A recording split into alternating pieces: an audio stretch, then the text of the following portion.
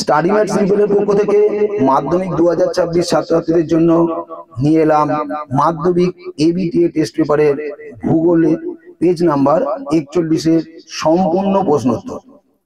আজকের ভিডিওতে তোমরা পাবে এমসিকিউ, শুদ্ধ অশুদ্ধ, শূন্যস্থান পূরণ, এসএকিউ, বাম দিক ডান দিক মেলানো।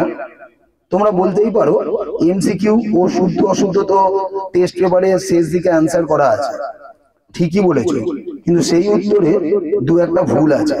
কি ভুল আছে তা আমি তোমাদের কাছে তুলে ধরছি। এটা তোমাদের ভবিষ্যৎ গড়ার পরীক্ষা। এখানে একটা ভুল উত্তরও অনেক প্রভাব ফেলে।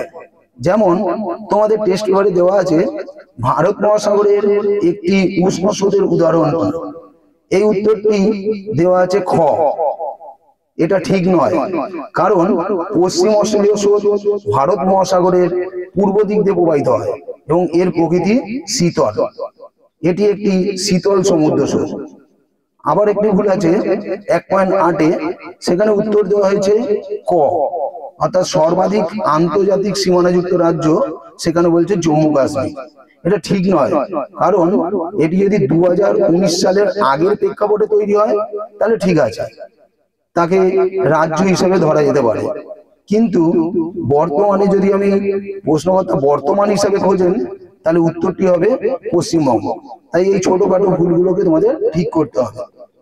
এরপরে শুদ্ধ অশুদ্ধর ক্ষেত্রেও একটি ভুল দেখা যাচ্ছে। যেমন দেওয়া আছে 2.17-তে উত্তরটি দেওয়া হয়েছে, বলা হয়েছে শুদ্ধ। প্রশ্ন ছিল উপগ্রহ চিত্রের স্কেল সর্বদা একই থাকে।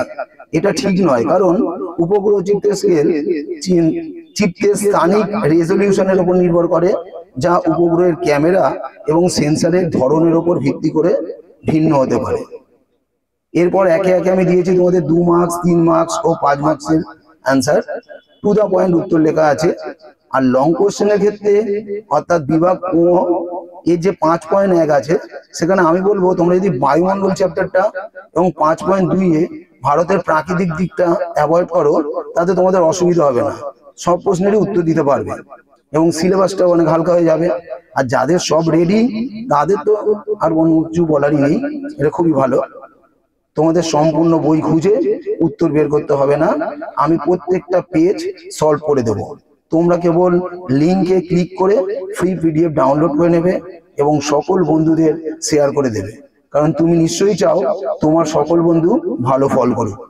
ঠিক আছে, তোমরা পিডিএফ ডাউনলোড করে নাও আর মন দিয়ে পড়তে থাকো।